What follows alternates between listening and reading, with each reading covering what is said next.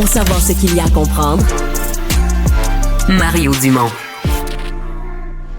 La rencontre Maréchal Dumont. Qu'est-ce que ça va changer dans nos vies? Je t'entends, je te comprends, je me fais l'avocat du diable. Personne n'a dit, pensez-vous que ça dénigre pas un peu le métier? Comment on change ça? Arrête de dire que tu vas le faire, puis fais-le. Bonjour Isabelle. Bonjour. T'as eu toute la fin de semaine pour réfléchir, discuter sur le vouvoiement à Ben l'école. écoute, j'ai écrit un article là-dessus dans le journal vendredi, fait que moi, j'étais tout réfléchi. Un peu comme toi à l'époque de la DQ, parce que notre collègue Antoine Robitaille nous rappelait qu'à une époque, la DQ, non, mais ça fait longtemps ton parti que ça traîne. proposait le vouvoiement. Je pense que c'était même en 2011, les libéraux de Jean Charest Il aussi. l'avait proposé, il l'avait comme imposé dans un discours inaugural. Là. Voilà, alors comme quoi les adultes, nous sommes plutôt en faveur du retour de cette marque de politesse et de respect. J'écoutais le ministre Bernard Drinville hier en grande entrevue et je le trouvais assez convaincant. Tu sais, quand il parlait de pourquoi il en était venu là. Puis c'est comme une espèce d'évidence, je pense, pour tout le monde aujourd'hui. Mais ce qui me fait réagir ce matin, c'est que là, il y a des enseignants qui disent que ça va vraiment être difficile. Il semble qu'il y ait des jeunes qui soient contre ça. Bref, il y a même des parents qui disent, ben là, de quel droit on se mêle de l'éducation de nos enfants? Là, je trouve que c'est comme too much, tu vois? Mais j'ai vu des enseignants dire là qu'on nous impose pas ça, mur à mur. Quand les enseignants, on les laisse avec le problème seul en classe en disant, regarde, ils vont dire, on nous laisse tomber. Ouais. Quand on met une règle générale pour dire, regarde, là, c'est le ministre, tu n'auras pas, toi, à l'imposer dans ta... Oui, tu vas avoir à le mettre en application, là, mais tu comprends, ça va être imposé là, on au dit niveau... c'est de l'ingérence. On dit c'est de l'ingérence. Ouais. Et il y a un côté, j'avoue, là, que autant j'aime les profs, ma mère, c'est une enseignante, mais je sais pas si c'est le syndicalisme enseignant. Je sais pas qu'est-ce qui s'est développé, mais il y a un côté jamais content. Ouais.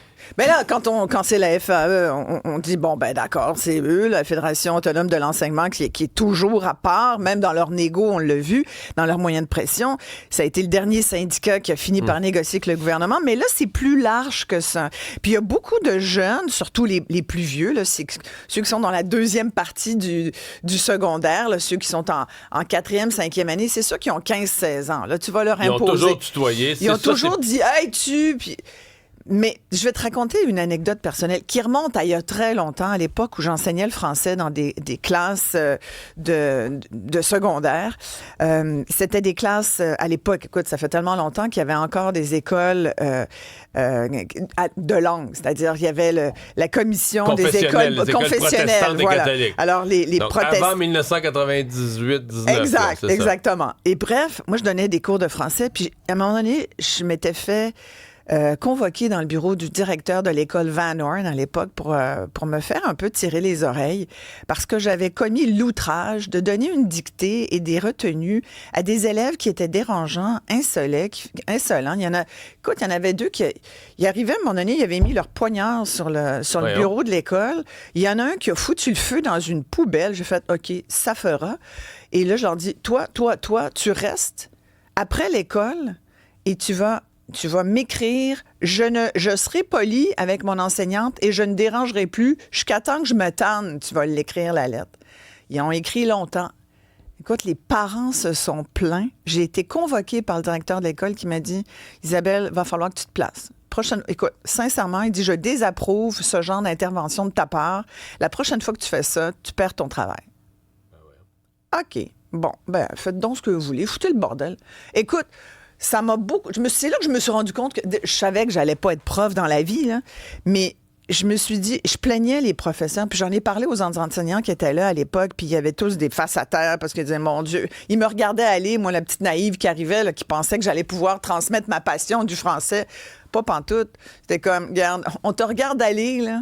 Bonne chance, tu vas voir, là, ça va vite te casser les jambes. Puis je trouve ça dommage. Puis tu vois, comme 30 ans plus tard, on en est encore là. Ouais. Voilà. Bon, d'ailleurs, au même point, on est déjà rendu à négocier avec nos médecins. C'est pas fabuleux? Depuis 2023, là, que l'entente est échue. C'est comme une affaire sans fin, ça, la négociation avec nos médecins. Exactement. C'est comme, on se tanne pas. Mais là, celle-ci est mal partie. Parce que ce que le ministre Dubé demande, là, que 25% du salaire soit enlevé et réservé pour être redonné uniquement si on répond à des standards de performance. Ouais. C'est pas accepté, ça, là.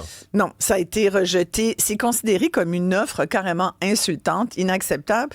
Puis j'entendais le docteur Amiot de la Fédération des médecins omnipraticiens qui disait que...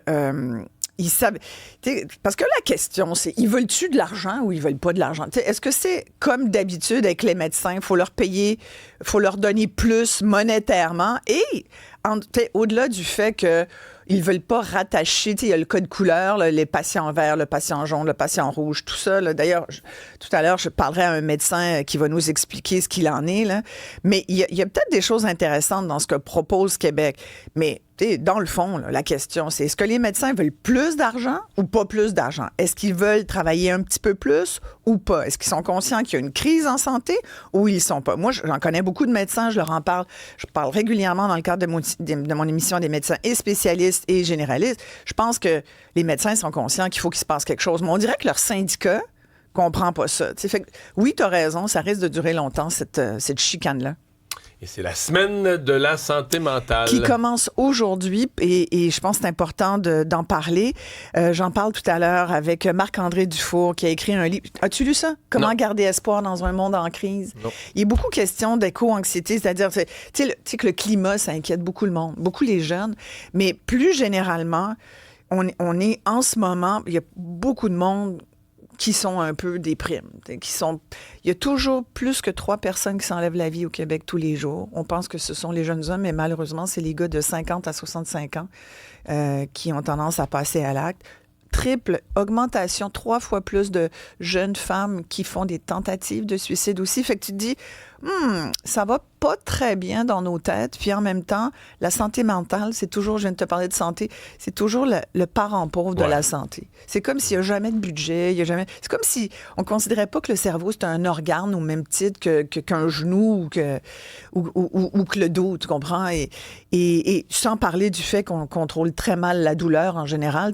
Quand quelqu'un a mal, quand un patient a mal, on dit sur une échelle de 1 à 10, vous estimez à combien? Si tu dis pas 11, là, tu peux attendre longtemps. Alors, quand il s'agit, le cerveau, c'est être pas bien dans sa tête. Là. Écoute, ça peut arriver à tout le monde. Ça peut arriver à tout le monde. Tout le monde devrait au moins avoir accès à des services. Un des problèmes de la santé mentale, c'est une thèse que j'ai développée. Ça vaut ce que ça vaut. C'est un peu dégueu, mais c'est que, il y a 2 façons d'avoir du service dans le réseau de la santé. Un, c'est si tu rentres là, mourant là, par la porte d'en arrière, en ambulance mourant, là, tu vas avoir du service.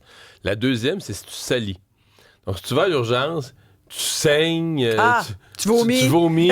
Ça, c'est bon, là. Ah ouais? Oui, si tu salis. Là, écoute, mais en santé mentale, là, tu comprends, c'est que tu rentres pas par la porte d'en arrière en ambulance, tu salis pas. Ouais. Mais tu le dis bien, tu sais, quand ça saigne pas, c'est comme si on voyait pas ta douleur et qu'on la comprenait pas. Fait qu'entre autres, on va parler de ça, mais tout de suite, là, je vais demander aux gens s'ils seraient prêts à quitter leur ville chérie, leur quartier, pour pouvoir acheter une maison abordable.